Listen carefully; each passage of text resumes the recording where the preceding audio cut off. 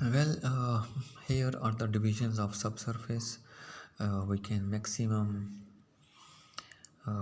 inner core is about 12-16 kilometers, outer core is 2270 kilometers, mantle is 2885 kilometers, and then crust is 5 to 40 kilometers. And this is something very next to our earth surface. And then we have this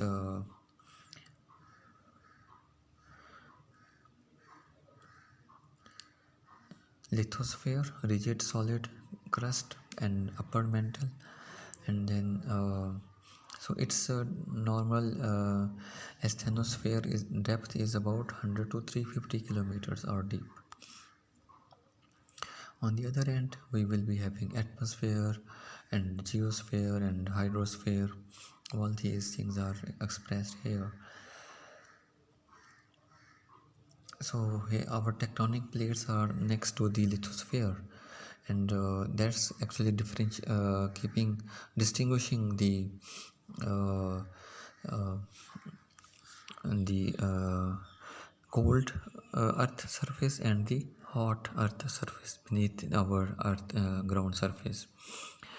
And then this is the dimensions and scope, and we will be covering soil mechanics, geology, soil physics, geotechnical engineering, geochemistry, geomicrobiology, groundwater hydrology, groundwater hydraulics. All these are related with our uh, subsurface strata studies.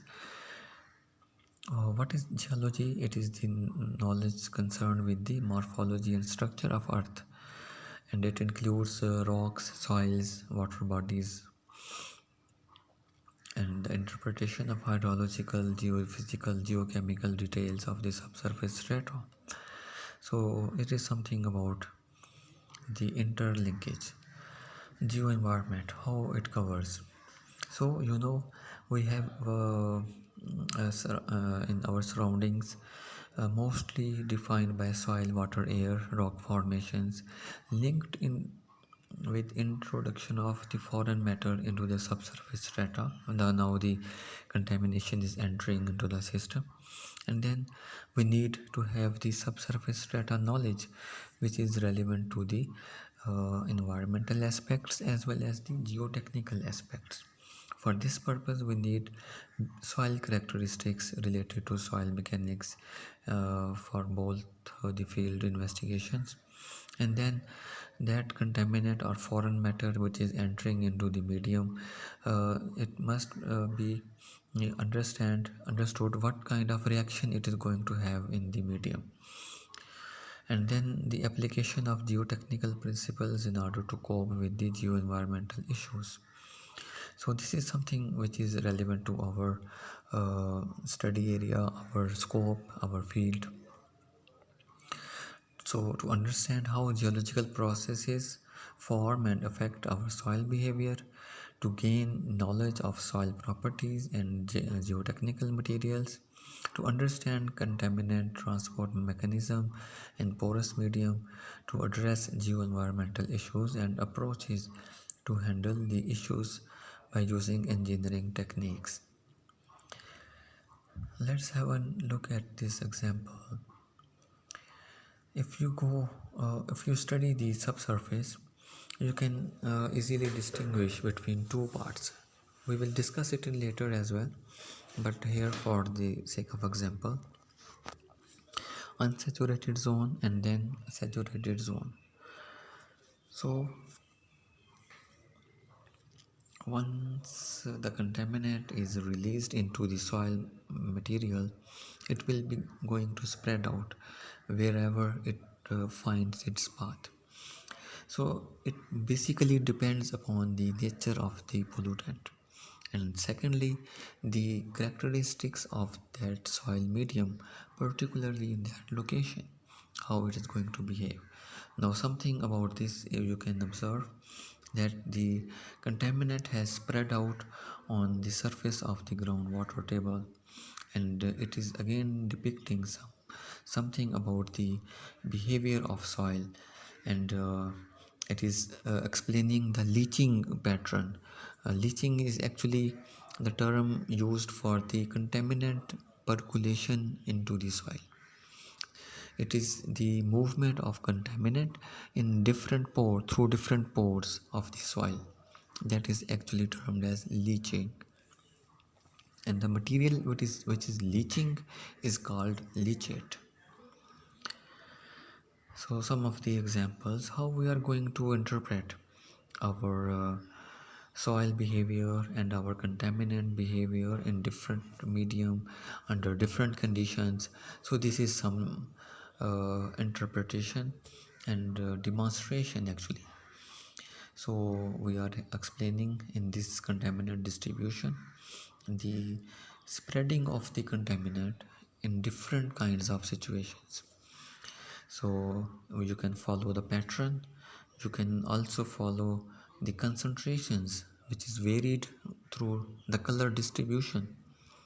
We can understand at what level, at what point, what is the concentration of that contaminant. So it will further explain the behavior of the subsurface strata. So these are the different contours which are explaining the fate of transport. So this is how we express the fate of contaminant transport. These are the different plumes which are expressing the direction and concentration or both of the particular contaminant. So the center part is having the maximum concentration and gradually it is reducing. So this is a plume heading towards the bottom in this case, but consider it as a horizontal explanation. It is not a vertical one, but it is horizontal explanation. So the contaminant is spreading on the sides. So why it is spreading? Why is it spreading only in one direction? Can anyone explain? It is due to a typical behavior of that aquifer in which the direction of water movement is leading the plume in a typical direction.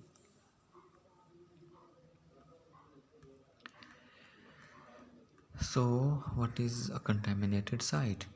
If a site is posing an actual or potential risk to human health or environment on or of the site originating from natural or anthropogenic source which needs immediate action to abate the pollution by applying different remedial approaches as well as treatment methods based on the detailed field investigation to reduce the magnitude of contamination within acceptable limits of applied standards.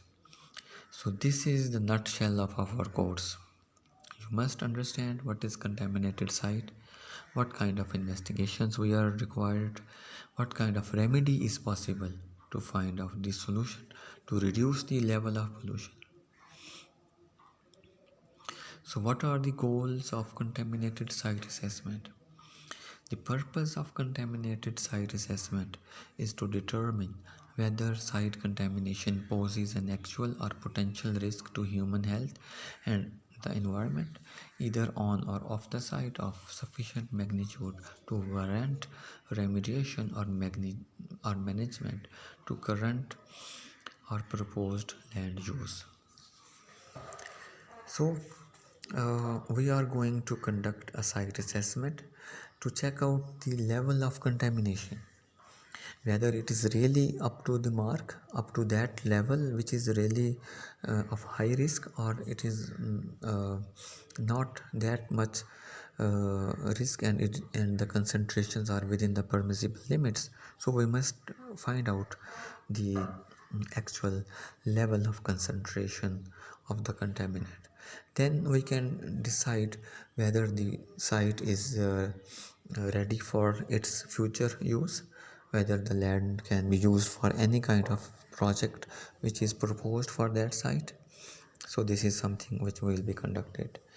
So following 5 steps for contaminated site assessment are necessary.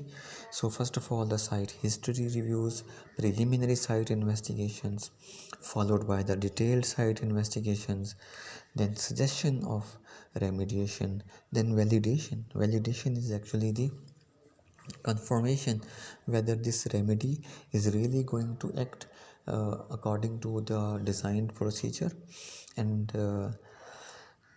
whether it is really going to have an impact on the reduction of the pollution levels, and then monitoring. After all, once the site has been cleared, once the site has been uh, uh, cleared from the contaminant, then a continuous monitoring is necessary to still check out whether still if there is possibility of contamination spreading there or not.